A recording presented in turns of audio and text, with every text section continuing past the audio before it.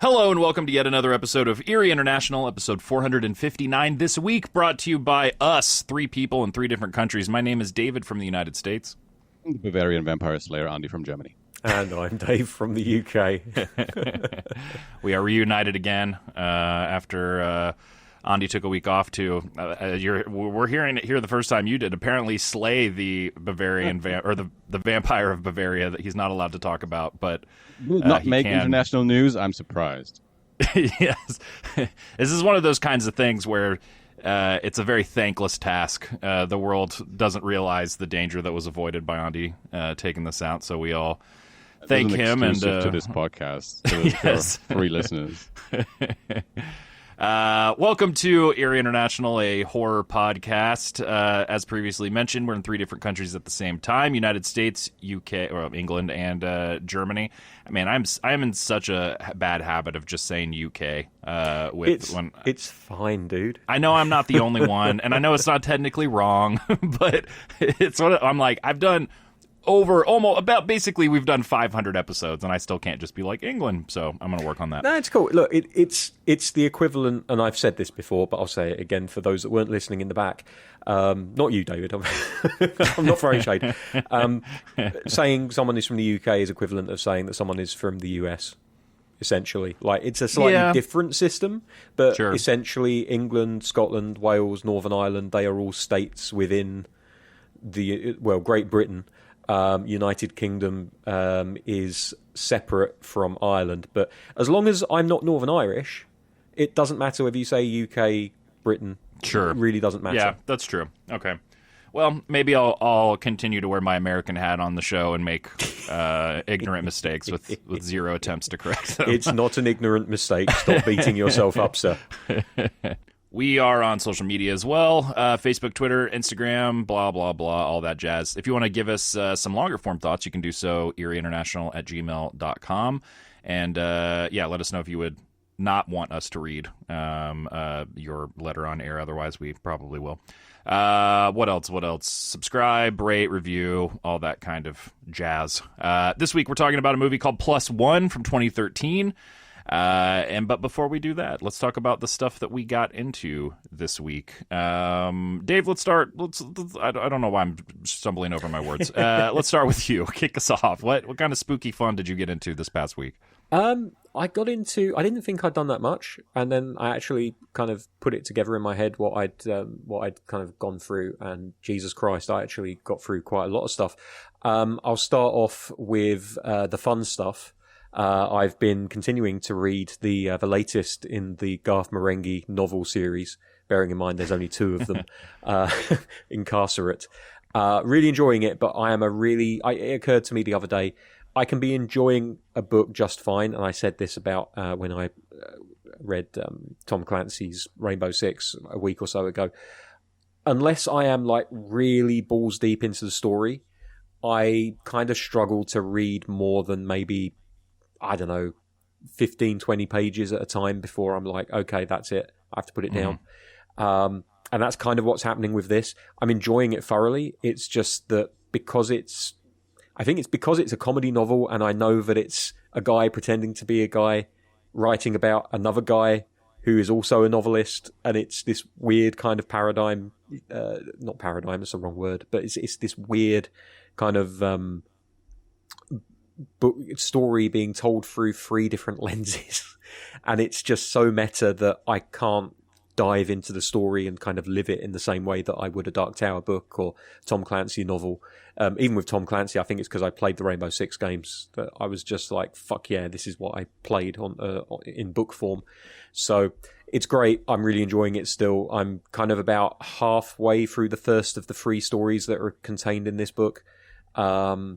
and it's amazingly ridiculous. I linked you guys to a passage from it which talked about one of the characters' books, which was based in kind of Witchfinder era Britain.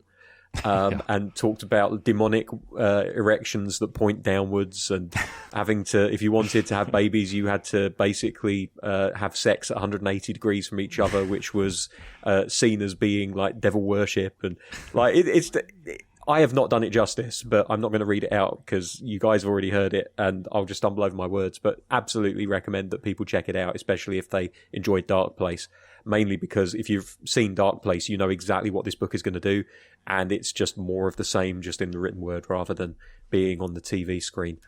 I kind of hope that somebody kind of nuts up and is like, do you know what, we're going to pay for this to be made into a comedy movie.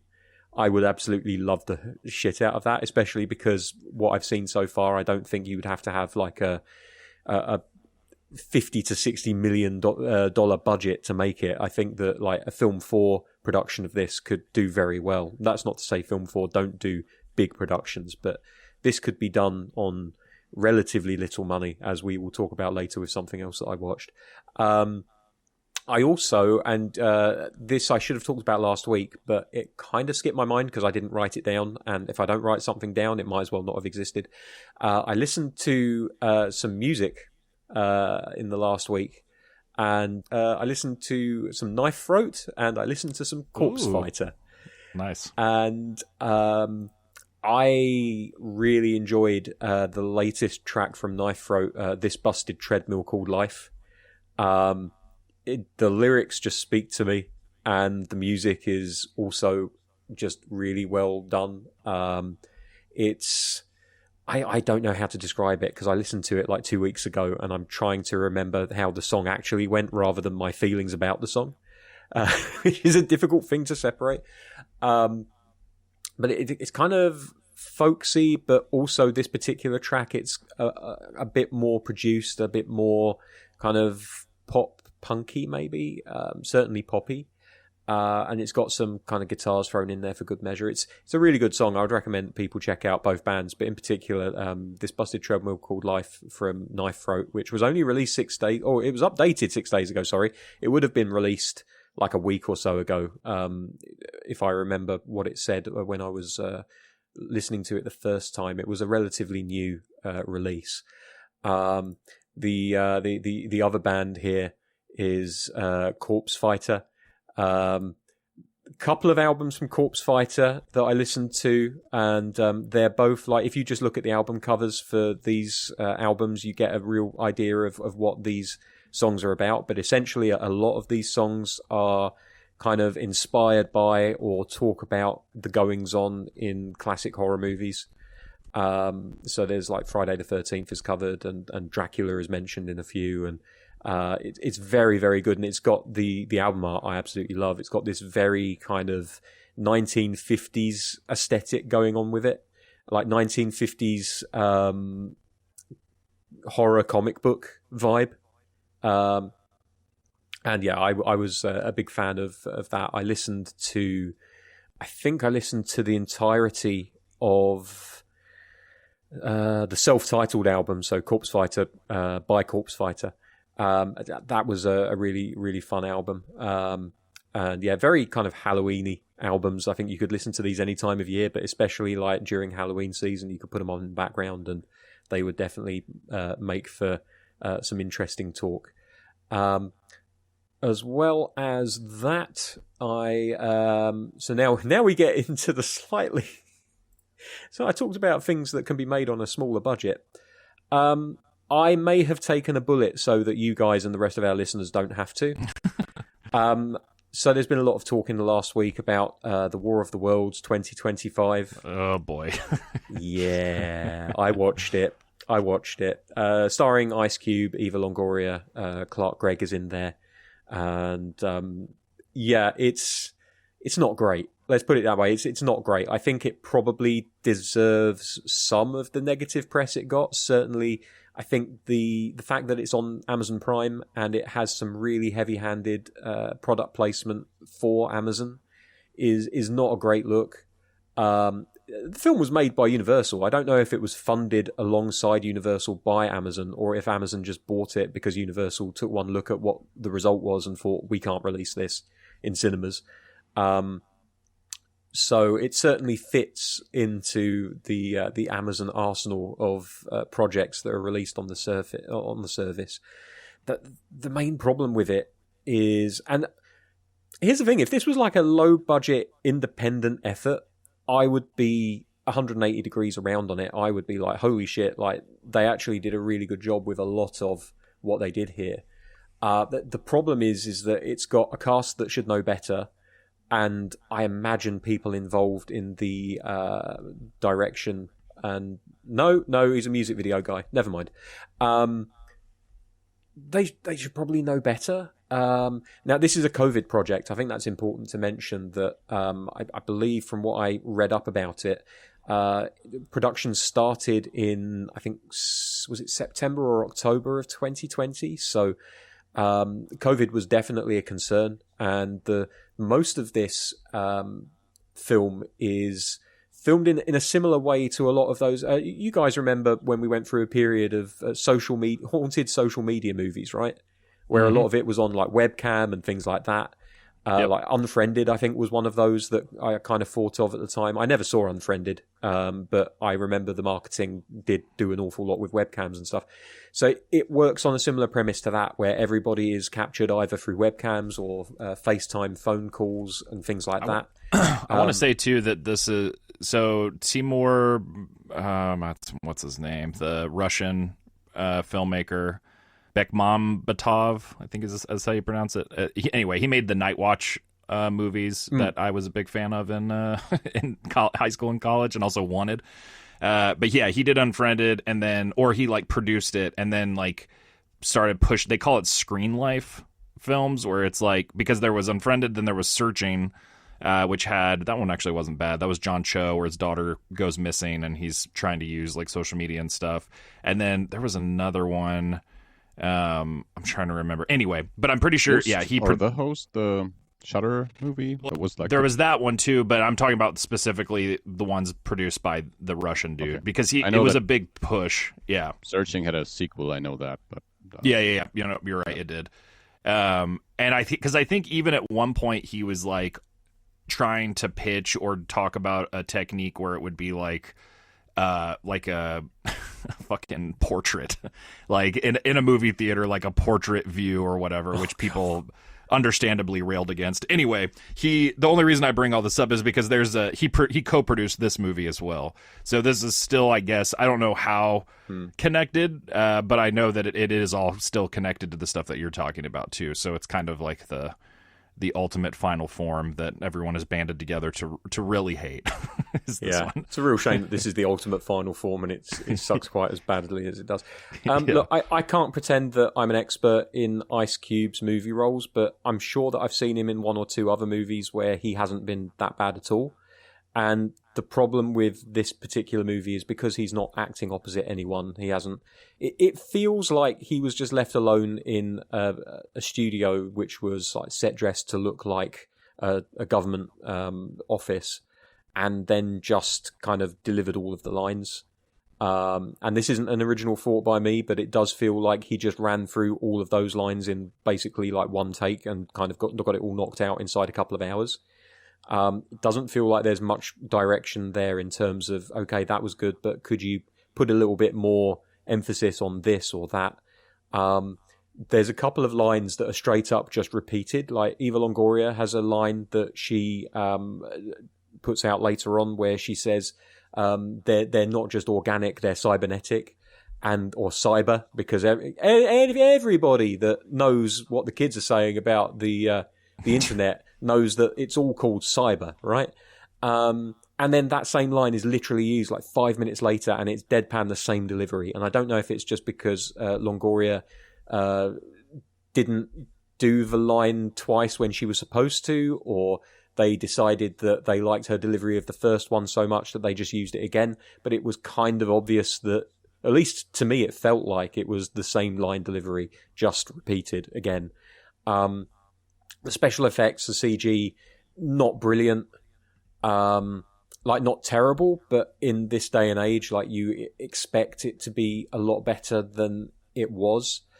Bearing in mind, and my memory on the exact year is not good, but I think I saw in passing that the Tom Cruise War of the Worlds was circa about 2005, 2006, which is shocking to me that it's like almost 20 years since that film came out. The CG in that movie is so much better, and I get it, the budget is so much bigger, but you would think in 20 years that you would be able to achieve similar results for less money than it cost back when it was done then. Yeah, it's just the script isn't great. I think the delivery of the lines could be better, which compounds the problem with the scripting. There are certain things that characters do which just don't make any sense whatsoever. But again, you're making a movie where everyone is supposed to be interacting through phone screens and webcams, and there isn't really meant to be this impetus on characters to get out there in the real world and suddenly be followed by a third-person camera. So it's very obvious when certain things happen that keep characters from being able to interact with the real world in that way. That they feature a Tesla, which I really didn't like, but I get why they did, because it's part of like the plot device of how they get a character from A to B, because they can't drive at the time, so you need a car that is somewhat able to drive itself. And luckily, during an alien attack, there's no one on the road for the Tesla to run over. So, it works perfectly well for that instance. If that sounds like shade, it absolutely is, because fuck Elon Musk. It's not a great movie. May I introduce yes. a bit of discussion? Oh, absolutely. Because you said, the CGI in the War of the Worlds 2005 is way better because they had so much more of a budget. How much more of a budget do you think the Spielberg War of the Worlds did have over this Amazon Prime War of the Worlds? This is the problem. I haven't been able to see how much the budget of this one was. That's the crazy thing. I mean, I've seen bits. I have not seen the movie. I don't even have Amazon Prime. But for what I know of this movie, and from what I know of other movies of that type, this movie should not have cost $65 million. Holy crap. It cost that Whereas much. the Spielberg movie is only twice as much in 2005. Wow.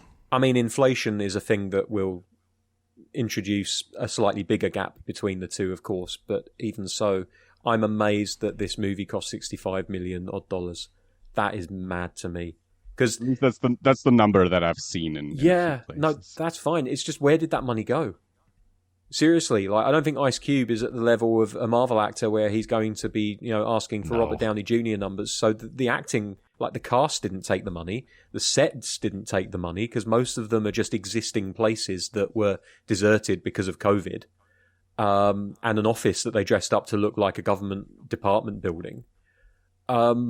So literally the only major overhead that they could possibly have is the CG, which makes this even more mad, because I'm not saying it's terrible. Like, again, if this was like an independent movie and it came at us with this level of CG, I would be very impressed. But this isn't anywhere near as good as Monsters was. This isn't anywhere as good as any of those films that are on a shoestring and somehow deliver amazing special effects because they take the time and the care to actually do it right. The CG in this movie is just not good at all. It really isn't. One thing that is, it is possible that this was maybe not the production budget. Maybe this is the number that Amazon bought the movie for.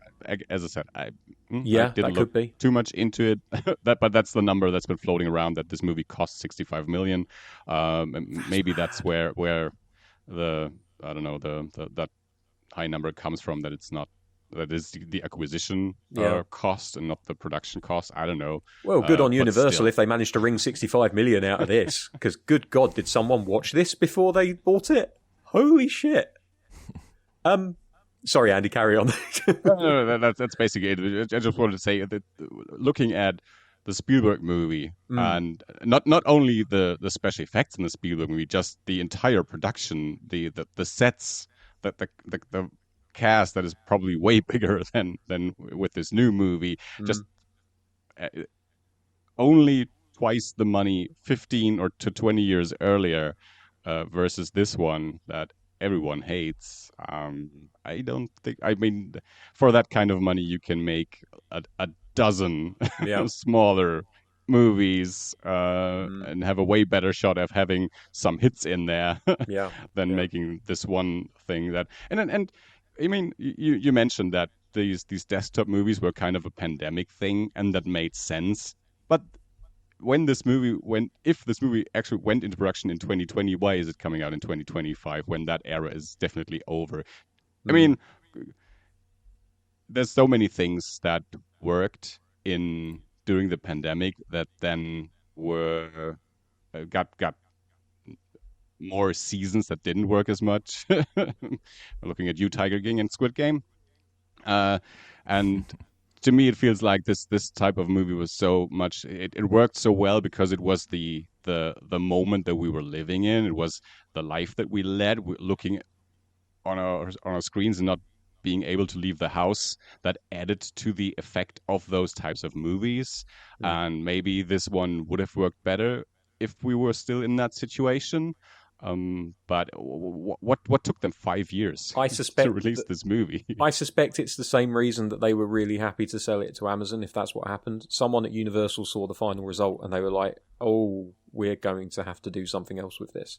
Because I'm looking at it now and it seems as though I was right. Like September 2020 was when Ice Cube joined in the lead role. The next month in October, Eva Longoria was attached, and then Universal greenlit the film and fast-tracked it into... I'm quoting it now. Fast-tracked it by having it go into production that month. So it started production, maybe not filming, but certainly production in October of 2020. And maybe, I don't know, maybe it would have cost them too much to retool it into something with a grander scope. So they just carried on making what they made, and then nobody saw the final product until it was too late, and they were like, oh, shit. It certainly feels like one of those production hell movies that is kind of like, we can't release this because it will do more damage to us than good. So what do we do with it? Well, we just hold on to it and hope that we can sell it to someone else at some point. The Amazon thing, though, is really, like, glaring. Like, the hero of the movie, I shit you not, is a thumb drive that was ordered from Amazon to be delivered by Amazon Air. I've seen that scene. Yeah. And it feels like the biggest budget infomercial that you've ever seen for a new service coming from Amazon. Which makes me think that Amazon were probably more than intimately involved with the film from the off, but I can't find information one way or the other regarding whether they were... Because this is the thing, from what I remember of watching the beginning of the movie, there is no title card saying like an Amazon Studios co-production, which, as far as I remember, in order to claim a co-production, you actually do have to be involved at the beginning. I don't think you can just buy something once it's completed and be like, yeah, we co-produced it. I could be wrong on that one, and maybe one of you guys knows differently, but it feels... And this is the thing. I think that if Amazon wasn't a central focus of this movie, it would be getting a lot better reviews from people, because I do genuinely think that seeing that level of product placement just puts people's backs up to the point where they won't give something a chance regardless. And that doesn't mean that all of the criticisms that I've levied at it so far aren't justified and real problems. But perhaps if it was just a genuine attempt at a screen time movie from Universal and it just didn't work out and they sold it to Amazon down the line and it had nothing to do with Amazon Air and all this kind of shit, maybe, just maybe, I would be slightly more forgiving of it. I don't know. But yeah, I don't think it's carried any favour or got any kind of slack from people because of the nature of all of the Amazon stuff that's involved there.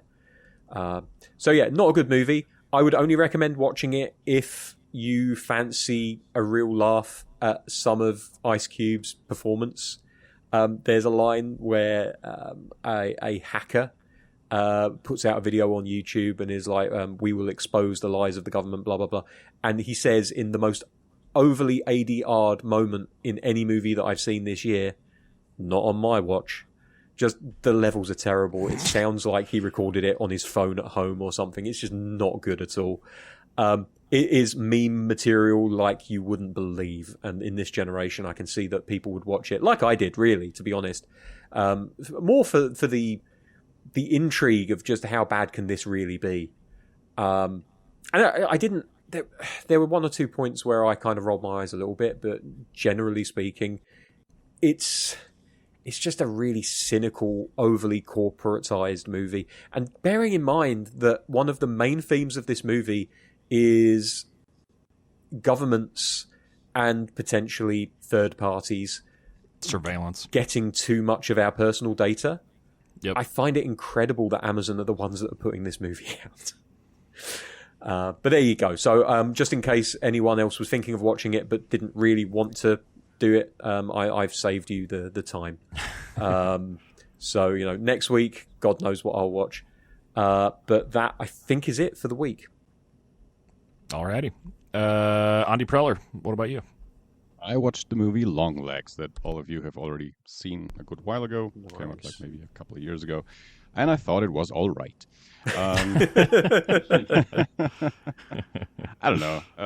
It's very possible that Osgood Perkins just doesn't make movies that I'm that interested in.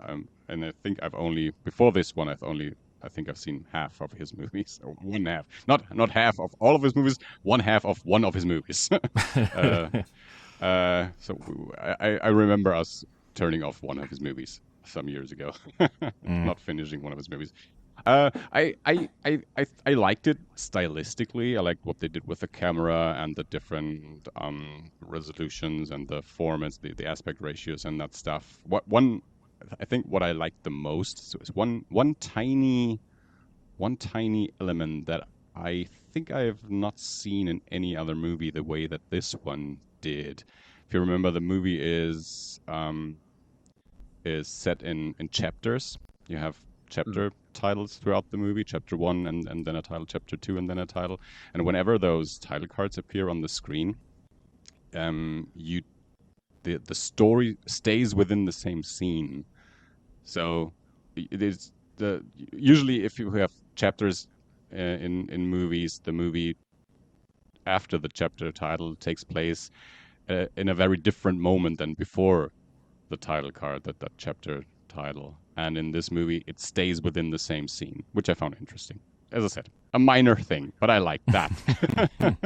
Definitely counterintuitive to how books would use chapters. Like I was always taught in English class and literature that when you start a new chapter, normally you either change the time frame that things are happening or you change the scene. So you would maybe go to different characters or something like that. Yeah, so, exactly. I hadn't thought of it at the time. Different place, different characters, and a very different moment in time, either before the one you just saw or a good deal after the one you just saw. But in this case, it's just maybe they left the room, but it's still the same moment.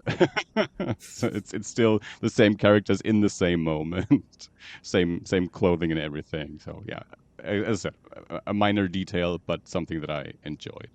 Other than that, the story and the characters I thought were all right. I wasn't that engaged with any of the characters, and it was okay. Yeah. And that's it.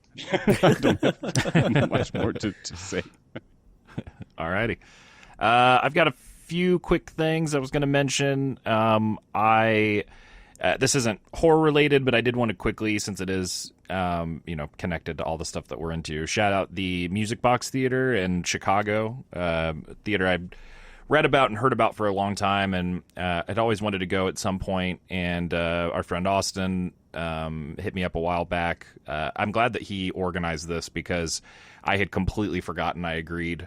I agreed. I wanted to go. I had completely forgotten that we were going, and I messaged Austin earlier in the week saying, hey, I'm going to be maybe driving up in your area this weekend in case you're not working and you want to hang out. And he was like, I'm in fact not working because we are going to Chicago on Saturday night, which I had totally forgotten about.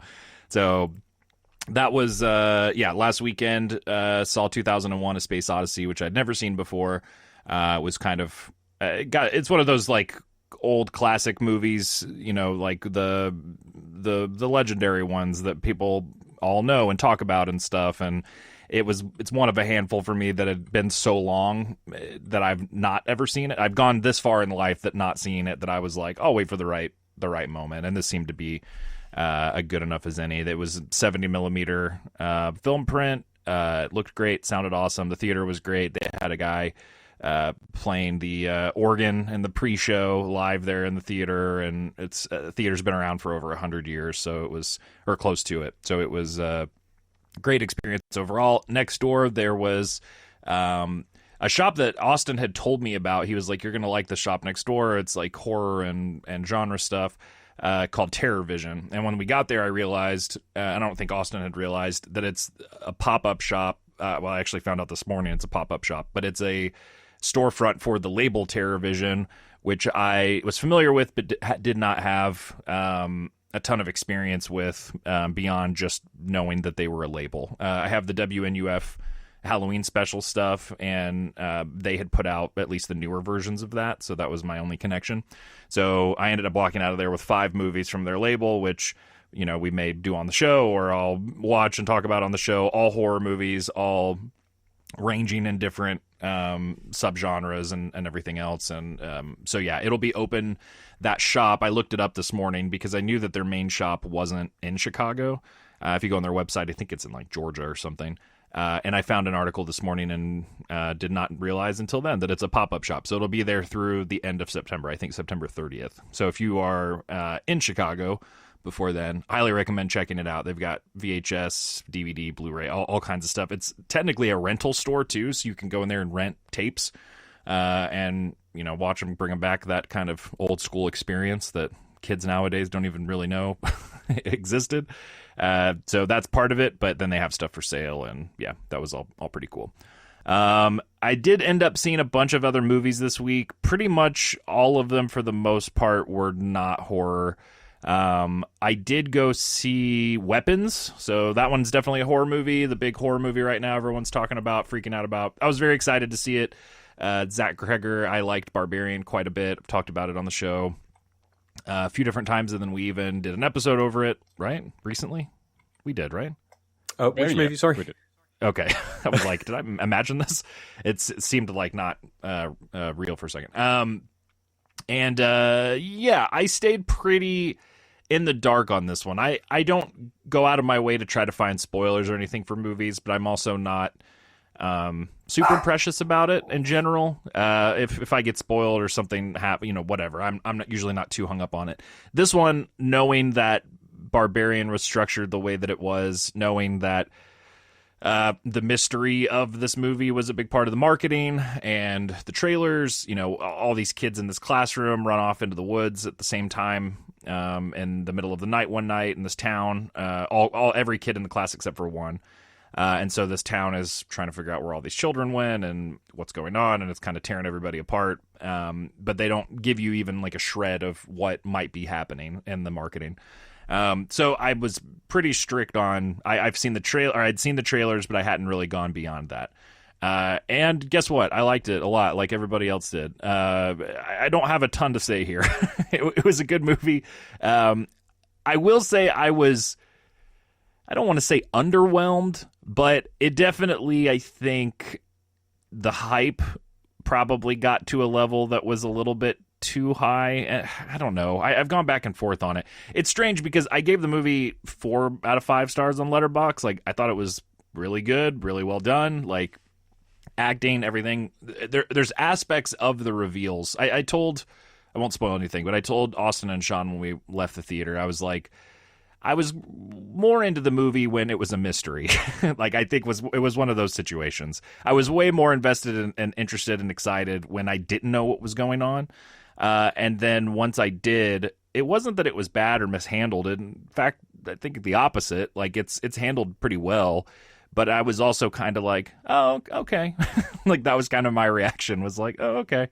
Like, that's all right. Yeah. I mean, and not in a way where it's like, we've seen this a million times, but in a way where I was like, the vibe and the atmosphere and the mystery in the world that you created when we didn't have answers to me was so much more interesting. And then once so I don't know. I don't know if it's a J.J. Abrams mystery box thing where, you know, it's just that the build up and the excitement thing. I don't really think Kreger failed or like didn't land it. But for whatever reason, and Austin had a kind of a similar reaction. I don't know. It's weird. I've thought about the movie since I watched it, but not in a way where I'm like, I really want to see it again in a way where I'm like, why do I not really care that much about watching that movie again? It was good.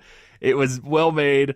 And so I think it's a better movie than Barbarian, but in some ways I was more excited about Barbarian coming out of it than I was with this one. And the consensus kind of seems to be across the board. Everybody loves this, thinks it's a step up from Barbarian. I think in terms of craft it is. But I think once you kind of get into the movie, I was a little bit less interested overall. Once you kind of know what's going on, I don't know. It's tough to explain without spoiling anything, and I'm obviously not going to do that. I recommend it. I think if you are a horror fan, you should definitely watch it. It's going to be at the end, be on a lot of end of best of year lists, whatever, at the end of the year. Probably mine too. I mean, it is really well done and a good movie.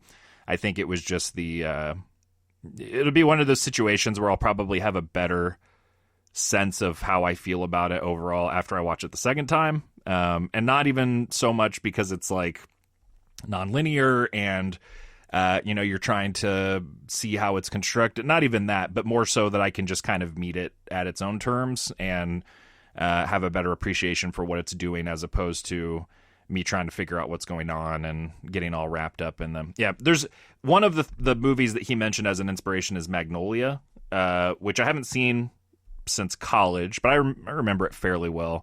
And those aspects of the movie to me were the most interesting. But then when answers come into play, that stuff disappears. So I think that was part of it too.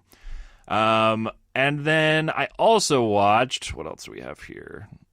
Freaky Tales. This came out on HBO Max, I think this past week or weekend before. This was one I was interested in and aware of along with you guys. And I think most people that I know that had seen trailers all kind of had a similar reaction, which was this looks cool and like something we're into, but also weird. Like there was something about the tone of it that wasn't, that I don't know, that like was slightly off kilter or in a way where, and I think, I don't know this for a fact, this is totally conjecture on my part. I think I've figured out why that probably is, and it's the filmmakers. So this was made, and that sounds like a very basic answer. I have more to say about it than just that, but I'm pulling them up. Anna Boden and Ryan Fleck. So they're a filmmaking duo. I've been aware of their movies and watching their stuff since high school because of Half Nelson. They did a movie called Half Nelson with Ryan Gosling, where he's like a high school teacher. I want to say he's addicted to heroin. I forget the exact drug, but and then they went on to do Mississippi Grind years later, which I liked a lot. Sugar, baseball movie, which I liked. Then they did Captain Marvel, the first one. And so they have had this like odd indie kind of like Sundancey kind of cred that then went into larger budget films. Then they made Captain Marvel, which if I'm remembering correctly, made like over $1 billion. And then they made this movie. So it's kind of a mix. It definitely leans closer to big budget sort of stuff. But it's it's an anthology. It's like Trick or Treat, where it's an anthology of stories that overlap and are all done by, one or a couple of the same people. And so there's a through line. But I think more than anything, I ended up liking it quite a bit. I thought it was really cool and a lot of fun. I think the reason it feels so odd is that this isn't their normal wheelhouse. This sort of like, because the vibe of it, I mean, even if you look at the poster, is this like 80s action synthwave, kind of like punk violence. I mean, there's an NBA player who's a real guy, Sleepy Floyd.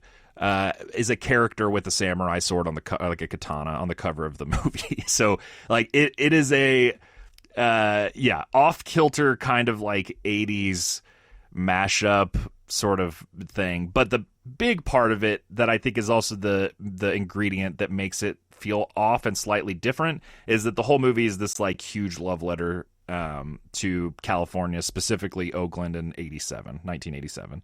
So, and more than one of the stories, there are actors playing real people that were in the mix in that scene, were part of the culture, whether it's sports, hip hop, whatever. Punk, the opening like segment is a bunch of punk rockers fighting neo-Nazis at a club that was a real punk club. So yeah, it is weird. It is strange, and there is like an indie streak through it. There are segments of it where people are talking about stuff, and like animated drawings are coming to life on the screen in a kind of a quirky way. There's a level with the violence and the gore and the stuff that the filmmakers don't have like a lot of experience with this type of aesthetic. It's done in a way that, I don't know. There's, especially at the beginning when the punks are fighting the neo-Nazis, there's multiple shots where a punk or a neo-Nazi will get like, I don't know, get like his head chopped off or something crazy. And they'll do an effect where there's blood coming. They freeze frame it, but then the blood continues to come out. And like arterial spray kind of stuff. So it's this effect that simultaneously looks cheesy and kind of stupid, but also we've never seen it before because action movies don't do it this way. So you have this kind of weird dichotomy between them doing something that is so outside of their wheelhouse, but bringing the experience they have in a very specific. So yeah. Anyway, I'm kind of rambling, but that whole thing applies to almost every aspect of this movie, where it feels like they're making this kind of movie, but also that they can't totally, because that's not the kind of filmmakers that they are. And, again, I cannot overstate how much Oakland is a part of this movie. They talk at the beginning about, the narrator talks about how back then there was almost this like electricity in the air that you could almost see it. And so throughout the movie, there's this kind of recurring visual motif of this like green lightning, whether it shows up in certain areas or inhabiting certain people, so there's this like indie visual metaphor happening throughout the movie as well. But then there's a guy with a samurai sword killing a house full of criminals after a basketball game. Like it's real funny and goofy at the same time being sincere. I don't know. I was into it. I liked it. Definitely different than other stuff that you've seen. Has a I would say film stealing cameo scene from Tom Hanks, who plays a video store owner named Hank and is in one scene of the movie. And he's great. And I mean, it's Tom Hanks, so you're expecting a certain level, of quality to show up, but he doubles down and is like very into the scene. It's very fun to watch. So I definitely liked it overall. I recommend it. But again, it is odd. Like they give you the primer going into it about it being about Oakland and the 80s and everything else. So it's not like you're trying to piece it together after the fact. But I think a lot of people who watched the trailer saw something that kind of looked like Kung Fury, or kind of looked like maybe not Grindhouse, but some of these other, like retro 80s kind of tongue-in-cheek things. And it has elements of that, but it also is very much its own thing. And I think I can see why it threw people because it's a weird tone. Let me double check here. I think that's pretty much it. Oh, I wanted to also quickly mention a video game, Vampire Hunters, one of the most broad generic names ever, but probably on purpose because it's essentially, I think it's an early access. I got it on Steam. It runs great on a Steam Deck if you've got that. I've been playing it on that and on my PC. But it is essentially first-person shooter Vampire Survivors. So if you take Vampire Survivors and everything about it, the like weird off-brand parody aesthetic of like older things and weird spellings and everything with like retro graphics, but then the incremental like leveling up, adding new weapons to your arsenal, all that kind of stuff, and just put it into a first-person shooter, specifically like Doom, Serious Sam kind of first-person shooter vibe. So, I mean, you end up with 14 guns on your screen at the same time, like all the way around, like a fucking clock. So that are all firing at the same time and everything else. So that's been my, very much a horror game. It's also awesome because since it is an early access, it's either because it's an early access or it's because they just haven't gotten sued yet. But Vampire Survivors has different characters. Before they started doing licensed stuff, they had different characters where it's like, well, that's clearly supposed to be this dude from Castlevania or whatever else, and they give them different names that are sometimes a parody, sometimes just like evocative of that style or whatever else, and then they do that with enemies and everything else. Eventually it becomes real stuff because they licensed Castlevania and so many things. But the original iterations of it's all like parody. But then it works well because it's in the vein of like Italian, ripoffs and stuff like that. Vampire Hunters, I just assume it's because they haven't gotten big enough to get in trouble yet. One of the like secondary weapons you can get is a lightsaber, and it is just a lightsaber from fucking Star Wars. Like the sound effects just sound like they pulled them from one of the movies.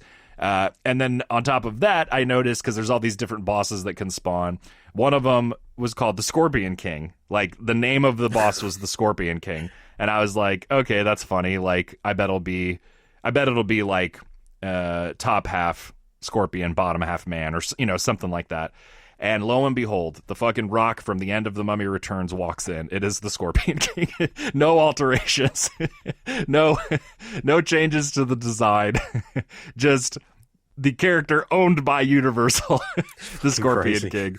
So there's definitely stuff that's gonna get patched out at some point. But for now, it is this like fun, chaotic, IP breaking, copyright breaking, over the top kind of fun thing. So just wanted to throw that out there. If you're a fan of Vampire Survivors and or any of these little weird indie horror inspired games that I mentioned on the show, I wanted to throw that one into the mix too, because I've been liking it quite a bit. Okay, let's talk about... Oh, wait. One more thing I wanted to quickly mention. Earlier during the War of the Worlds conversation, we were talking about the Screen Life thing, right? And I mentioned Timur Bekmambetov, if that's how you say his name. So I found out in 2021, he released his first, and apparently it is the ever first, large-scale vertical format film. Apparently it's called Vertical Format. And it is this movie called V2 Escape from Hell, which is apparently based on a true story, World War II, like aircraft, like dogfighting type stuff. And it was really well received, apparently. So I didn't realize. I remembered him talking about this vertical format thing, and everybody being like, "Fuck off! We're not turning our movie theater screens like up vertically. Like that's ridiculous." Blah blah blah. But apparently he's stuck with it. It's a Russian movie, so it's not like it hit Hollywood and we all heard about it. But apparently he's still on that. On that thing, he's into it. I would love to know what his justification for doing a World War II story and portrait was.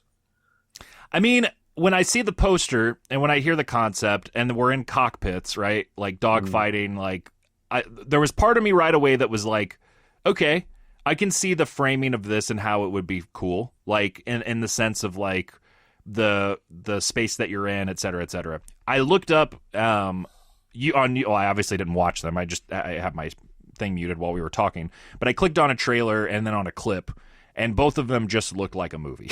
So I don't know if they're cropped for widescreen, if it's like reverse letterboxing, not exactly that, but like pan and scan type deal where they're just going about it the other way, or if it's an IMAX thing where like the screen was just big enough that it was able to capture it or like projected at those dimensions. I'm not sure, but the clips that I saw were in widescreen and looked like a normal movie. They looked cool, like effects wise, it looked good. But yeah, I'll have to do some more research into this thing. But just wanted to throw that out there. All right, let's talk about this week's film. This movie is called Plus One.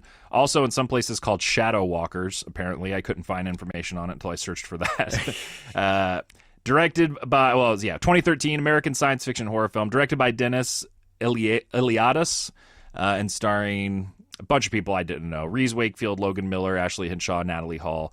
The film is about 4 college students who attend a party. When the party is set back in time, an hour into the past, there's a duplicate of every single person in the party doing what they were doing an hour ago.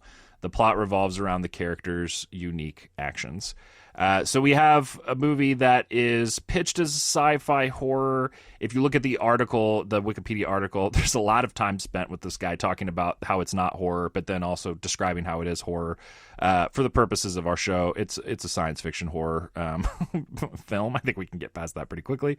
I knew the poster. I remembered when this came out.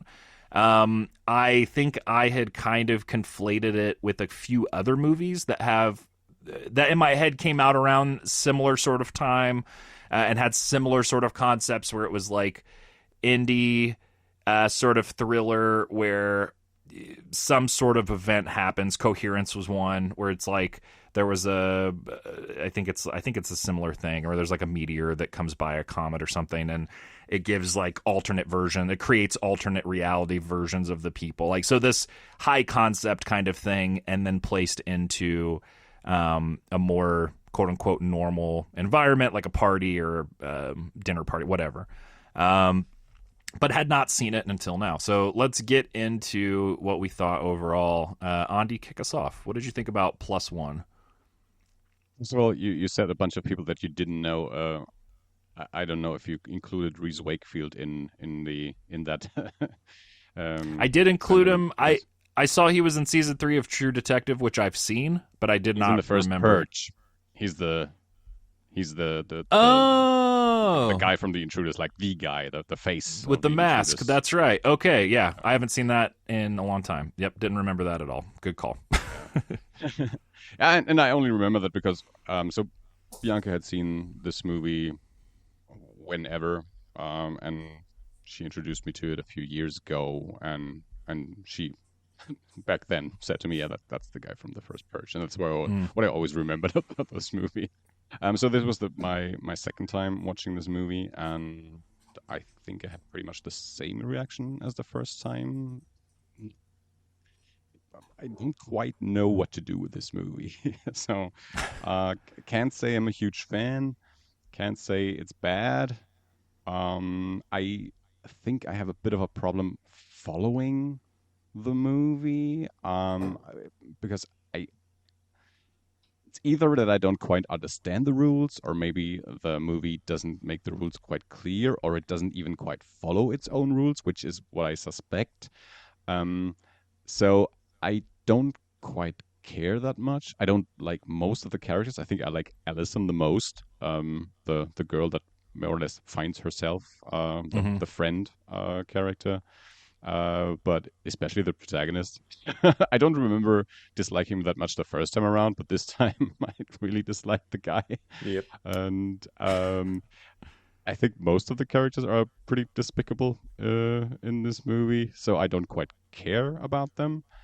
And then, but the main thing is, I think what is actually going on. The time loop that they're in feels very inconsistent to me, and that's why I think I don't quite care about the characters, and then I am confused by the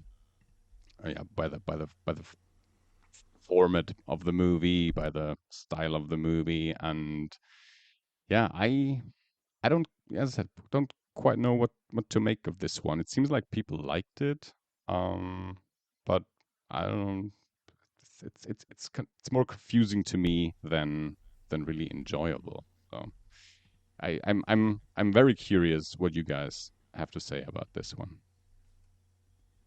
Dave? Yeah. I disliked David's character the more the movie went on, for sure.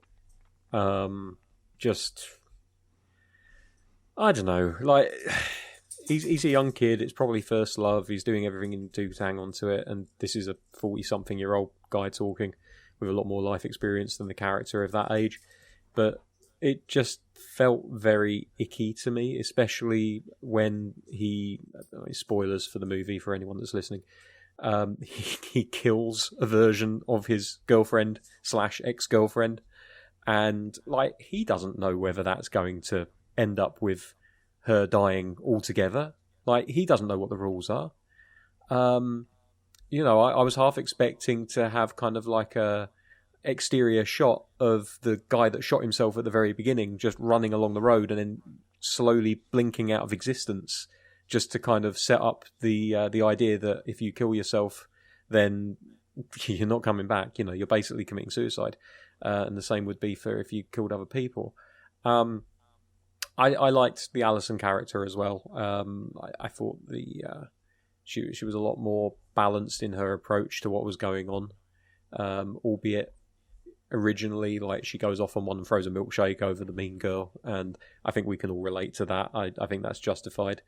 And like the other characters, like I think was it Teddy and Melanie. I like those two characters as well. I thought that there was an interesting thing going on where they were kind of teasing, well, the two Melanies have been left in the room, what's going on? And, you know, you kind of like half expecting to open the door and for them to be kind of like tearing each other's hair out.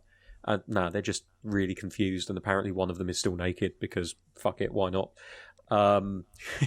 When someone's got lovely boobs, you put them on show. That's what horror movies have taught me down the years. Spectacular boobs, spectacular tits. I think that was the exact line from the Friday the 13th reboot. Yeah. that now famous line, which has overshadowed an entire movie. No, it's stupendous. That's right. It's been years since I watched it. Tits. Yeah, I literally watched it in the cinemas one day, and that was it. That was the end of it. Yeah, I completely get where Andy's coming from with the confusion. I think they don't make an effort to spell out exactly what's going on or why it's going on outside of timey-wimey comet hits the ground. But I like that they give you enough information that you can kind of piece stuff together yourself. Whether it be the characters realising that the jumps are getting closer together, whether it's how Alison and her double kind of just really chill and basically are just like, well, this is weird, but soon enough we'll probably end up back in one body again, so, you know, let's just have deep and meaningful conversations. There's one dude who's passed out for the entirety of it. I think he probably lucked out everything that was happening in that movie. But yeah, like I think it's a double-edged sword. On the one hand, you do run the risk of confusing the people that are watching your movie by not explaining things or being consistent with your rules. But I guess by the same token, when you invent your own timey-wimey comet strike, you can kind of play fast and loose with the rules in your own universe, I guess. I would have liked for there to be a hard and fast reveal, and maybe I just wasn't paying attention, because I know that there was a moment in the movie where the time shifts come back into line, and there's a character that looks at the blood stain on the wall of the pool house, and there doesn't seem to be anyone standing there that matched the look of the guy who was ramming his own face into the wall. So I don't know whether that was confirmation that killing your double would end up killing you. Again, would have liked to see a little out of bounds moment with the guy that shot himself to confirm what the deal was there. But they didn't really explain hard and fast what was going on. I don't think any of the people that killed themselves or severely injured themselves, I can't remember, and maybe you guys did, and you can settle this for me. I don't remember seeing them after the time shift went back into sync. So there was no confirmation as to whether or not... I suppose other people being injured after the fight would indicate that was the case, that if you kill yourself, you're probably going to die. But again, were those the originals that were murdered to begin with, or were they the duplicates that were set back in time? Like, it just... Yeah, it's a very confusing movie, but I like that they tried to tackle a concept like this. There's a quote from the is he the director, Dennis? No, story writer, who says like he asked himself three questions. What would happen if you could meet yourself? What would happen if you were in the same place with yourself and both versions of you were going after the same thing? And what is this space? What if this space was a wild party where all the emotions are raw and there's no time to be intellectual and process things? And I think he's pretty successful in answering a lot of those questions with the different characters and how they all approach things differently. But yeah, the David character, really did not like him. Like, especially, you know, normally when you get stories like this with time travel where, you know, if you could go back and not make the same mistake again, what would you do? It doesn't normally make me feel like the lead character is as much of a predator as this left me feeling. And I know that they do some effort to explain that, oh, well, I kissed that girl because maybe I was afraid of what was happening and I wanted to kind of stop it there and then. I think that's a bullshit reason. I think he literally just didn't have the self-composure to pull himself away from the girl. And I think we could probably all see it coming a mile off when that happened at the beginning of the film as well, to be honest. It was very, very telegraphed. But yeah, and then, like, if that wasn't bad enough, then he stabs one version of Jill and covers up the body and wipes off the knife. I mean, it's premeditated.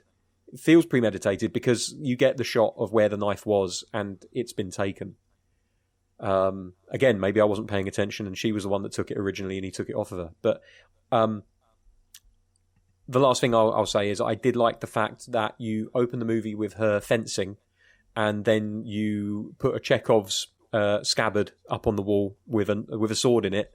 And I both like it and I dislike the fact that they didn't go with this. At some point, I was kind of hoping that there would be a sword fight between two Jills.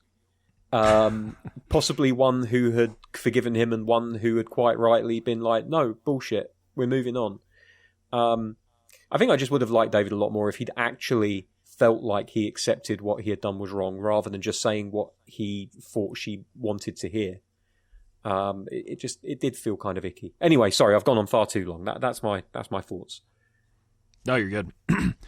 Yeah, I don't like it. I think it's a bad movie. The problem for me were twofold, and it was one of those situations where it was like I could tell almost right away, and it sucks because it's so hard once you get into this headspace when you're watching a movie or reading a book, or I think especially with something that's shorter, where it's one of those things where it's almost becomes impossible to not notice, even if you're actively trying to not notice. And the first thing for me, you guys have already talked about both. The first thing for me was how unlikable everyone is. Not only do I not care about any of these characters, most of them I want to have bad things happen to them. And that's not me from like coming from a place of like, oh, I hate Zoomers, or, you know, I hate it. Literally is just, you're giving me only stuff about these characters that make them unlikable. And on top of that, the decisions to make them unlikable sometimes are so bewilderingly complex that in a way where I'm like, how was this the choice? Like, let's take right from the beginning. The movie for me is so tough, or having David be the protagonist and then having the movie open the way it does. There's even in that one moment where he comes up behind the wrong girl, has a bunch of odd choices. Like there's this weird thing where he slows down and sets a thing of roses on the ground in the hallway before he walks up. Like stuff that's not a problem, or I'm not being critical of, but more where I'm just like, I don't understand any of the choices you guys are making here. Yeah. And it comes up behind her, realizes it's not his girlfriend. The other girl, again, to me, inexplicably, who is the girl who just beat his girlfriend, flirts with him and kisses him. Like, again, we're already like within 5 minutes of the movie, there's like 3 choices in a row where I'm like, what the fuck is going on here? He then kisses her back. We have the most cliche bullshit in the world, which is his girlfriend comes around the corner and sees it happen. When it happens, she breaks up with him. Even that aspect of it, there was part of me that was like, it must have not been that good of a relationship, because they said they were together for 2 years, but like she cuts him loose and is over him quickly. I'm not saying that people should be allowed to kiss somebody else if they're in a relationship and not, but it was like even that aspect of it to me felt a little bit unbelievable, but that's fine. So we get into the movie, and then the movie is basically like, this is our guy. Like, this is our protagonist now. We have the friend who is the comedic, like, he's the horny guy who just wants to get laid. Like, we've all seen Superbad and every other movie that came before that. Like, we've got him figured out. Okay. So we're supposed to then, I guess, lock in and be with David but like you guys have already pointed out, like, I don't know who watches this movie unless you are an egotistical, predatory douchebag. And sorry if I've just called any of our listeners that. I don't know how you watch this movie and think that he's a good guy that you want to succeed. Like, he's already, at best, the guy is a clueless idiot. At worst, and I think that it is at worst, the way that they write him and the way that he's portrayed, is a predatory, manipulative piece of shit. And that's even before he kills his girlfriend to be with his girlfriend. So the other part of the movie for me that makes it kind of rotten at its core, that everything around it just kind of decays because of it. It's not even the rules not being followed. It's that I have such a hard time. In fact, it's not even that I have a hard time.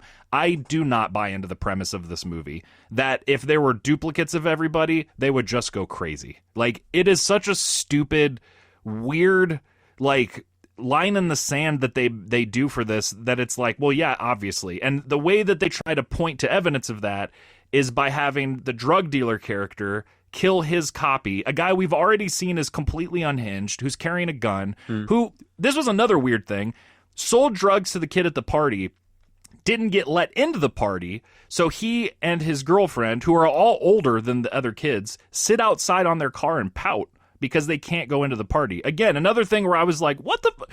has this dude met people? Like, what is this movie? But again, it's one of those things where it's like, well, he needs him to be there so that he can kill his version. So the whole movie's predicated on this one act that the kid sees. But even on top of that, when David sees that happen, he has no reaction. Probably because he is a fucking sociopath who kills his girlfriend. But we don't know that at that point. So even that moment was odd, where I was like, wow, he really had no reaction to this. But then the rest of the movie is this thing where it's like, well, they're all going to freak out and kill us when they notice that we're over here. Multiple times I was just like, what is this movie? Like, what was the point? Whether it's a sci-fi movie or a horror movie, I don't even care at this point with the genres. What are you trying to say? Because at the end, and it's not that it has to have a grand message, but like, what are we even doing? Because it feels like we've all wasted our time, both in terms of writing, acting, everything else. I don't really understand. I'm getting too mean at this point, and I apologize. I don't really understand how there are people that like this movie. To me, this is one of those situations where it's like, what is there to like? It's a bunch of like shithead, unlikable pieces of garbage kids. Like everyone in this movie, even the ones that are like the non-players of the script, just seem like unlikable douchebags. And I know part of that is that they're young and it's a bunch of kids at a party, but there's also part of it where I was like, we were all that age. There are people in here that have lines and ways that they act where I'm just like, you seem like a piece of shit too. Like, there's no one at this party that seems like not an asshole. And then except for the one girl who, I agree, that's probably the best part of the movie. If you're familiar with the band Jimmy Eat World, they did a single called The Middle that told her entire arc in about 2 fucking minutes, and they had a music video that's almost the same thing minus the duplication. So if you want to go watch that, congratulations. You've seen a better version of that entire plot line in this movie in the course of one song. So loving yourself, accepting yourself, amazing. Fucking, you blew my mind. Dennis, whatever his name is, amazing arc for her character. If that's the best that the movie has to offer, like, I couldn't care, dude. I got to a point where I was just like, there's no one for me to latch onto and to like. Even the scenes where his friend and Melanie, they're seeing their duplicates. It's a lot of people looking at copies of themselves and just kind of not knowing what to do or what to say. Like, the idea to me that it's almost viewed, the movie almost portrays the younger girl that ends up loving herself as somebody who's being stupid by going and talking to herself directly. Whereas for me, when I was watching the movie, I was like, isn't this the first fucking thing we would, like, if I saw myself, if I actually have to put myself into this position, like, my first reaction is going to be, what the fuck's going on? I'm going to talk to them and figure, like, where did you come from? What's the last thing you remember? We're clearly the same person. Like, there are even stories in real life of twins that didn't know they were twins encountering each other. And as far as I've always heard it, they don't end up killing each other because their minds can't comprehend that there's another version of them standing in front of them. So, I don't know, man. When you have a bunch of people that are unlikable, you have a main character who is, I think, legitimately a sociopathic piece of garbage. And the movie, in my opinion, doesn't do enough. Like, I can watch the movie Nightcrawler with Gyllenhaal. Amazing movie. I've only seen it once. It stayed with me forever. I can remember huge chunks of that movie for how much of an impact it made on me. That is a movie about a sociopathic piece of shit maniac guy. But the movie knows that, and it's doing a movie about that guy.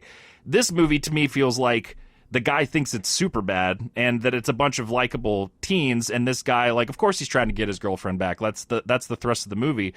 And it's like, I don't think you realize until you have him kill somebody, but even then, it kind of feels like you don't think he's that bad of a guy. And that's also ignoring the fact that I have to then buy into this conceit that if this were to happen, it would be a bunch of people trying to kill. I don't know. This movie, I think, is stupid and insulting to my intelligence and also to art. I think it sucks. I feel bad. I'm glad you guys didn't like it either, only in the sense that as I was watching it, I was like, man, I don't want to either not talk the entire episode or be the guy that's like, the downer, Debbie Downer about the movie. But yeah, I mean, it just sucks because there are other aspects of the movie that I could say good things about. Yeah, I could. Like, I can dig through and find stuff about it. Like, we look at the cinematography, we look at the editing. The dude who edited it has since edited all of Yorgos Lanthimos, however you say his name, of his films. The guy who shot it, I was looking through his stuff. What did he do? He did Jojo Rabbit. He did Megalopolis, however you want to take that. But I mean, they've gone on, and I think the work that they're doing here isn't bad. It's well done. I think some of the acting is on point to the character, I guess. But the problem is when you have, again, like, that's the metaphor I keep going back to, is that like the core of it was just so rotten in at least two major specific ways for me that it makes it so hard to care, appreciate, enjoy any other aspect of the movie, because it's like I'm staring at, I'm trying to think of a different metaphor. I'm staring at a sculpture and all of it is covered in shit except for like the toe. And I'm just kind of like, what do I do here? Like, do I talk about the toe or do I look at the overall piece, which is just like, what am I supposed to do? Like, it's just fundamentally they put themselves at such a disadvantage for pulling you in as an audience member, both in terms of characters to latch onto, and then at best confused about how the conceit of the movie works, which is not what you want. Like, I was talking to Austin on the drive back from Chicago, and we were talking about writing and feedback and stuff like that, and he's a writer, and I will give him feedback on stuff sometimes, but over the years, like, I've figured out exactly how to give him feedback, and both because I'm too close to him as a friend that there's sometimes I'll read stuff that he's written where I'm just like, this sounds like Austin to me, but that's not necessarily helpful feedback for him, because no one knows him like I do. So there's going to be aspects of it, I shouldn't say it like that, but most people don't know him like I do. So there's going to be aspects of that are kind of pointless. But if I do have a point where I am in one of his short stories or whatever else, and I get confused, I make a note of that. And then when I send him my feedback, the way I always say it is like, I was confused here about this part. I understood it later. I don't know if I was supposed to be confused or not, so I'm just letting you know. Because it may be intentional for him as a writer. It may be that he wants his reader to be a little bit in the dark and figuring it out still.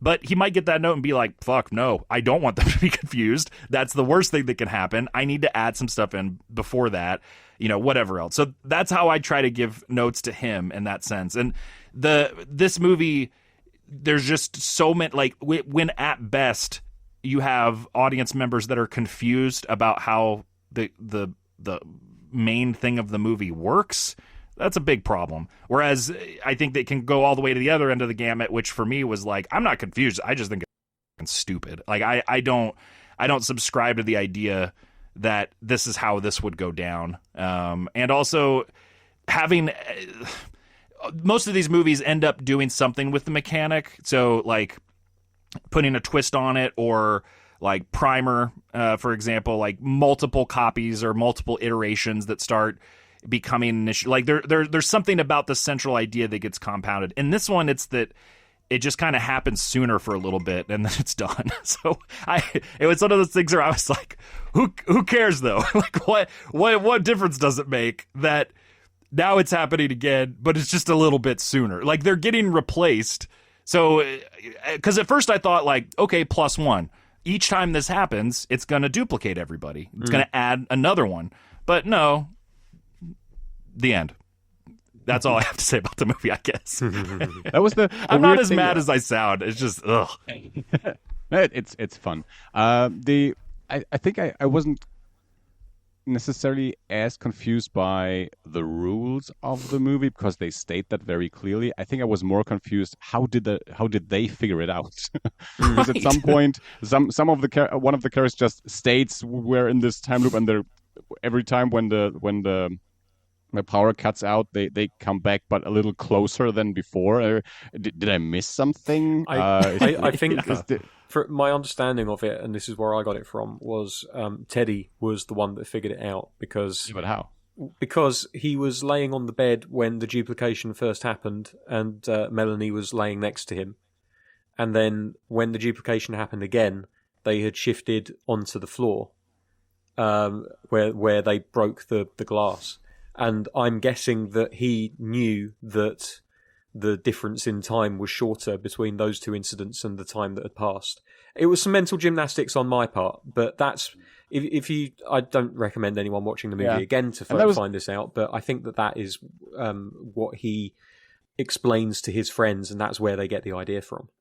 Okay, I can follow that. That was actually another thing that I was confused by because when the first duplicate of Melanie arrives, it feels to me that is a way shorter time frame than for all the other characters. Over time, when they it's all show over the up. place.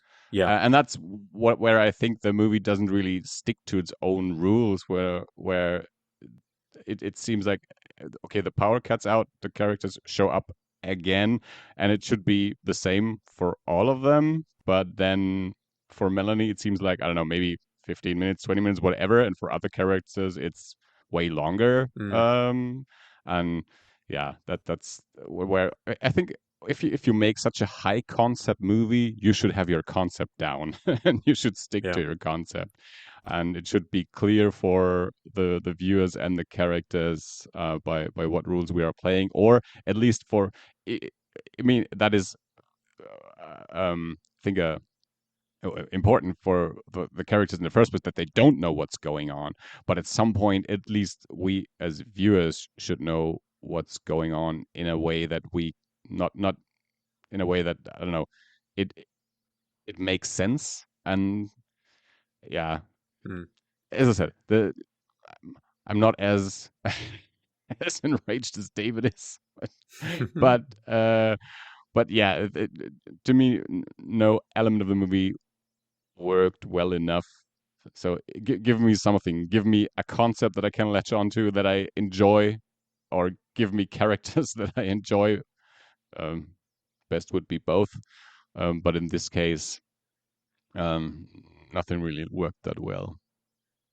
Yeah, I definitely think that there were characters that worked better than other ones. I would. Where I would possibly disagree with you, David, is that I think that there are more of the main characters that I liked than disliked. Certainly, like the original versions of Melanie and Teddy, I thought were better characters than they were bad. Like if you look at how Teddy goes and talks to Melanie, like he's getting his riz on, right? But at no point does it feel like he's doing anything other than trying to chat a girl up, which is perfectly acceptable as long as you don't browbeat her into doing stuff she doesn't want to do.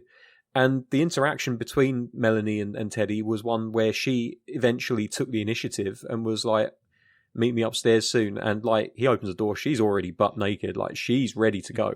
You know, so it put all of the power in that dynamic in her hands, and then what I wasn't sure about whether I liked or not to start with, where she was slapping in the face when she got on top, but he seemed to be into it, and you know, like eventually that calmed down, and I thought that actually like they were not a terrible couple. It's kind of a shame. I was a little bit annoyed how they wrote his response to her at the end, where he was like, call me, and she just kind of rolls her eyes in disgust and walks off.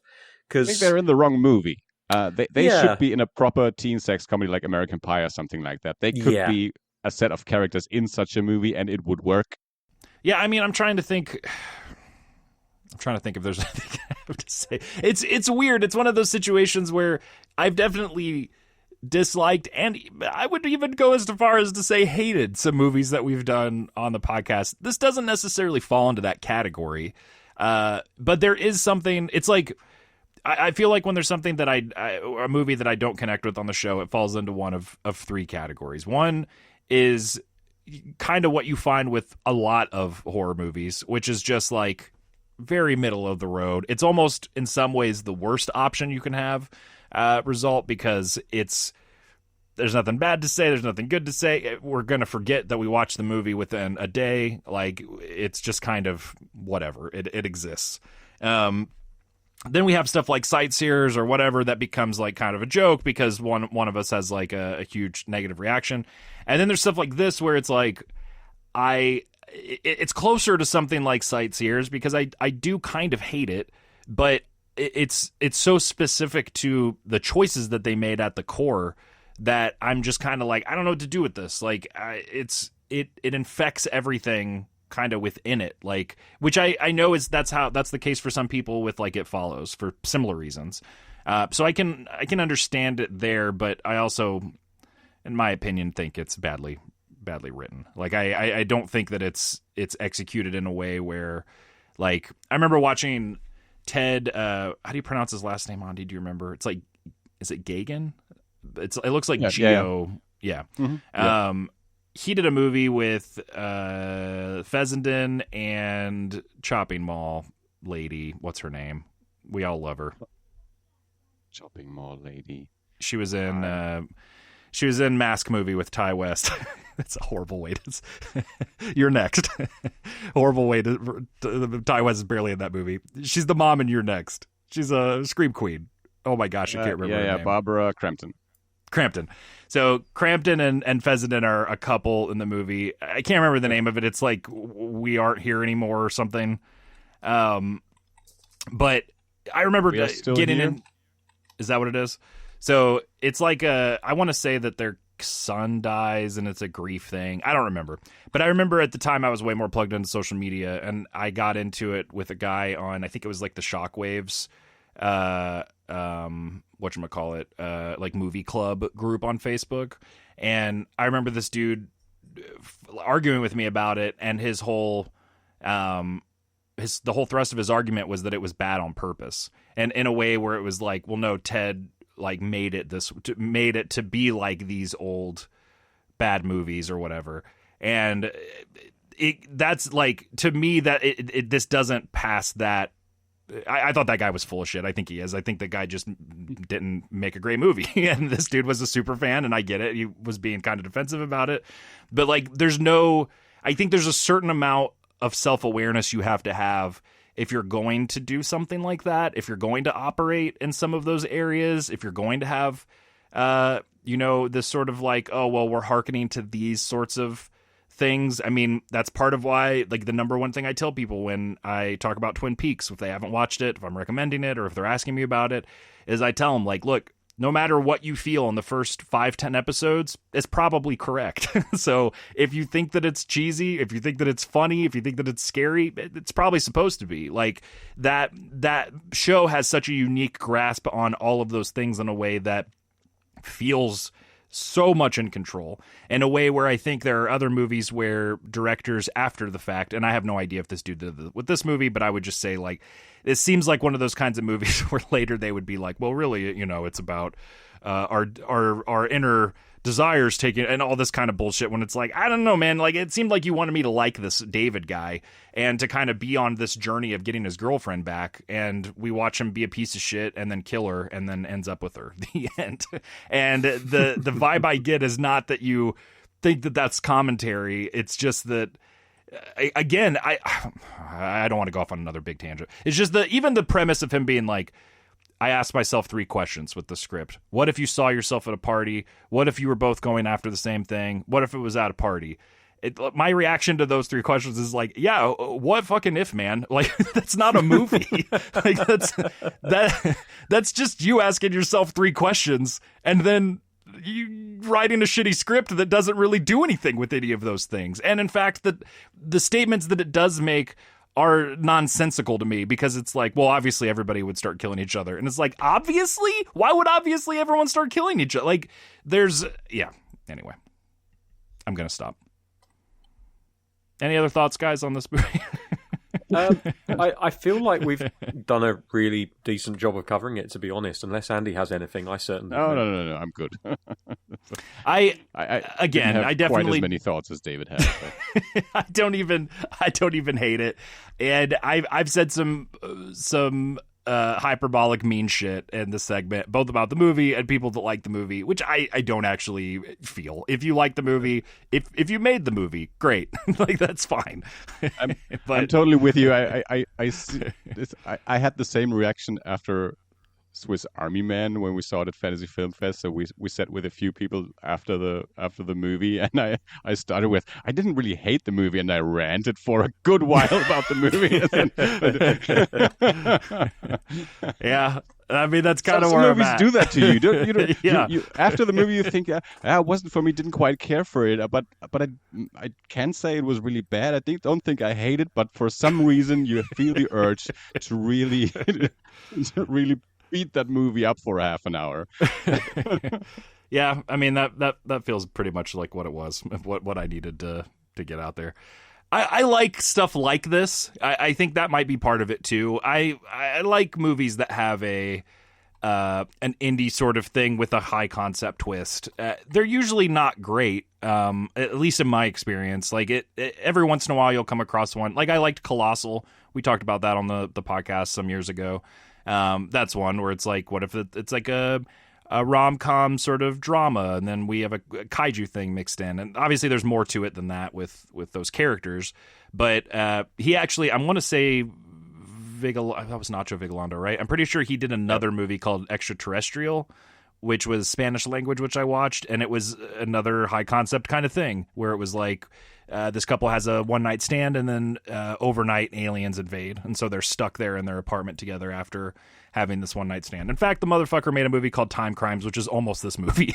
So maybe I'll just pick his whole filmography for a double feature pick. But I like stuff like that. I was excited for Coherence when it came out, similar reasons, and didn't love Coherence all that much either. So I don't know. I think that it kind of might be. For a while it was the version of This Hellboy is a whatever, which is a deep cut joke I'm not going to explain, but some of you will get it, where it's just, this is all we needed. Take, this high concept sci-fi or existential sort of hook, combine it with this like, well-known genre trope, and here's your cheap indie movie, because we don't need a ton of money for whatever that is from this, perspective. So yeah, with that in mind, what are our double feature picks? Andi, let's start with you. Yeah, this is the rare occasion where I only remembered that I should think of a double feature pick once we started recording. But yeah, and I thought about it. I didn't really quite up with something good, and then you hated, well, no, you didn't hate the movie, but you hated the movie so much that I felt like, I don't know, maybe it's a disservice to any movie to pair it with this one. but I'm going to go the lazy route and just pick the Reese Wakefield as a villain double feature and feature it with The Purge. That's good. The first movie. And honestly, it does kind of feel like his final form after this movie. We fast forward a few years, and David is participating in The Purge. So, Dave, what you got? So once again, we're in the uncommon part where I have forgotten to check what I would do for double feature, but I did come up with one very quickly, and it's actually a movie I've never seen the whole way through, so apologies, this is really half-assed, more so than normal. But I like the idea of some kind of potentially global catastrophe happening during a party and how the party members deal with that. And as a result, I thought about it for a second, and then I looked up... who did it? I looked up Seth Rogen's name, because I was going to say... Are you going to pick This Is the End? This Is the End, yes, from 2013. I really should get round to watching this thing from start to finish. You've never seen it? I know, right? It's one of those movies that I've seen bits of here and there, and I've seen kind of like the last half hour and the first 45 minutes and this bit and that bit, and like I can piece together the entire movie in my head, but for the life of me, I can't remember a time where I've sat down and watched it from start to finish. So that needs to be remedied soon. But I have seen enough of it to know that I would be very comfortable to partner these two movies together, especially because, unlike what we said just before about disservice to any other movie by partnering it, I'm taking the point of view that if you partner a good movie with this movie, you will make the partner, the one we're picking right now, seem like the greatest movie on God's green earth. And that is far from a disservice. So, this is the end. 2013. Nice. That was a big movie for me when it came out. I just looked up the date because I remember before I wanted to share this fact with everybody, I was like, let me see how old I was when I said this. And it tracks. I would have been 24, but I remember at the time being like, this might be the funniest movie I've ever seen. Like, as an early to mid 20-year-old guy thinking like this is the peak of comedy. I obviously don't think that now, but I'm still a pretty big fan. I think it's really funny. And I quote that movie probably at least once a week. We quote it a lot. I've already walked away too much, Seth. We say constantly for anything where it's like, I can't help with that, or I can't do, or I can't give you what you need. I've already walked away too much, Seth, is the sentence my friends and I say. Okay, I will go with, what did I pick? I just had it and I lost it. Oh no, this is the worst. Everyone's waiting for me too. I have the power of the edit, David. Don't worry. No, I got it. Okay, so for everything that this movie is that I don't like about it, let's take a similar sort of conceit and let's flip it completely in terms of its experience. So if this movie is unbridled, youthful sex and bad decision making and just feeling your feelings and not even thinking about consequences, and what if there's duplicates, we can't even think about it because we're all just driven by our hearts and our crotches, you have Shane Carruth's Primer, which is a movie about two dudes in a garage making a time machine, and it gets nerdier and more complex from there, not more emotional, and in fact Shane Carruth, a filmmaker who in many ways probably doesn't even have access to emotions in the same way I think most humans do. The real life David. Correct, and which is not a compliment but observation. Sure. It almost reminds me when I saw 2001 obviously with Austin, and then we went to see Fantastic Four, and before Fantastic Four started I was like, if you can kind of imagine the exact opposite of the sci-fi coin from 2001 to Fantastic Four, that's kind of the experience. Whereas 2001 was very clinical, very cold. There's not a lot of human stuff in it. There's stretches without dialogue.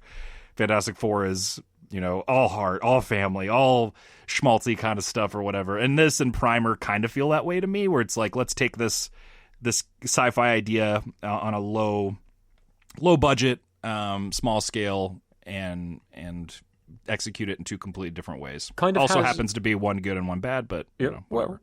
It kind of has like a hard science aesthetic without necessarily leaning into the actuality of hard science, where everything has to be cross-checked and double-checked, and it has to hold up to scrutiny. Like the thing that I like about 2001 is that outside of the kind of alien part of the movie with the obelisk and all of that. Yeah. And to be fair, who are we to say that it couldn't be rooted in hard science when we learn more about the universe? Everything up until that point feels like it's obtainable. Certainly, if not when it was filmed, then now, like looking at like the idea of a space station which rotates to simulate gravity. So you've got like the circular space station. The way that they simulate, they show gravity having an effect in a zero-G environment, and even like looking at like the rise of if not artificial intelligence, then certainly computers that are clever enough to act like they're artificially intelligent. It feels like 2001 is definitely along that road, and although I've never seen God damn it, now I can't remember the name of the movie that you've paired with this. Primer. Primer. Every time I hear people talking about it, it really feels like that movie gets everything right where it comes to really kind of digging into theory of it and like the nerdy headspace of, if not the technology, then certainly how time travel works, and everyone's complaints about how paradoxes and this and that, and like I think I'm basing this on either yourself or Andy talking about the movie from a while ago now. But it absolutely feels like they wanted to make a time travel movie that leans as hard as they can into accepted theory on time travel and the kind of fallout of inventing a machine without necessarily understanding exactly what you need to do to safeguard yourself and the world in general. Well, and it's like the key line I use for a lot of time travel stuff, depending on the movie, which is most of them, is the thing from Looper, where he's like, try not to think about it too much. Like and most time travel movies have that sort of mentality, which is like, if you really try to break all, it's probably going to not make sense at a certain point. And ideally, you're just within the rules of your movie. You're keeping them. Like, as long as you're not breaking your own rules, then okay, whatever. We can go on this trip. And yeah, Primer, from what I haven't seen it since probably college, but in high school especially, it was a big movie for me. I loved it. But yeah, I remember back then. I'm sure it's somewhere. I'll see if I can find it. There's somebody made a flow chart of like the whole movie, and it just looks like pure insanity. Because and I mean, that's part of the appeal of the movie, but it's also part of the example of why you can't have time travel movies all be like this, because they wouldn't be fun to watch. They would immediately get super convoluted. But good old Shane Carruth, he didn't care. I just looked it up, and it turns out it's on Prime. It's accessible as part of a Prime membership over here. Where else should it be? Yeah, so I'm gonna. So that's my afternoon sorted out. I'm gonna get high on cold medicine and watch Primer while I'm out of my face. Best of luck, man. You've already watched the weirder of his two movies, so you'll. Oh, that's you'll all right then. I might get on with this one a little bit better. Yeah, I still feel a little bit guilty about that. Maybe I should revisit at some point. All right, I think that's pretty much it. Let's hear from our listeners if they'd like to listen to us. That didn't make any sense. My alarm started going off and I lost my sentence structure. If you want to send us some longer form thoughts, feel free to do so. eerieinternational@gmail.com. If you want to send us just shorter form thoughts on this movie or other movies you would like us to do in the future, feel free to hit us up on social media. In the meantime, stay safe out there. Keep watching horror movies. We will see you next week. Bye. Bye-bye.